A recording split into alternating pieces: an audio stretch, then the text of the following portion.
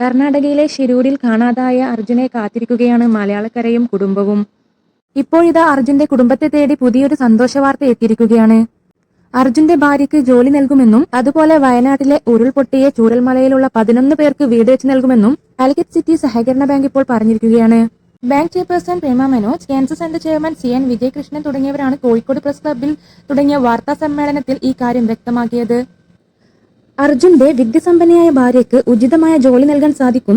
സഹകരണ നിയമവ്യവസ്ഥയിൽ ഇളവനുസരിച്ചുകൊണ്ട് ഇവരെ ബാങ്കിൽ ജൂനിയർ ക്ലർക്ക് തസ്തികയിൽ, കുറയാത്ത തസ്തികയിൽ നിയമിക്കുന്നതിന് അനുവാദം തരുന്ന പക്ഷം ഇത്തരത്തിൽ നിയമനം നൽകാൻ ബാങ്ക് തയ്യാറാണെന്ന് ഇവർ കൂട്ടിച്ചേർത്തു. രാജ്യത്തിനടുക്കിയ ദുരന്തമുണ്ടായ ചൂരൽമലയിൽ നിരവധി പേരാണ് ഇല്ലാതായത്. ചൂരൽമലയിൽ എല്ലാം നഷ്ടമായ 11 കുടുംബങ്ങൾക്ക് സർക്കാരിന്റെ അനുവാദത്തിന് വിധേയമായി 5 ലക്ഷം വീതം ചിലവഴിച്ചുകൊണ്ട് വീട് നിർമ്മിച്ചു നൽകും.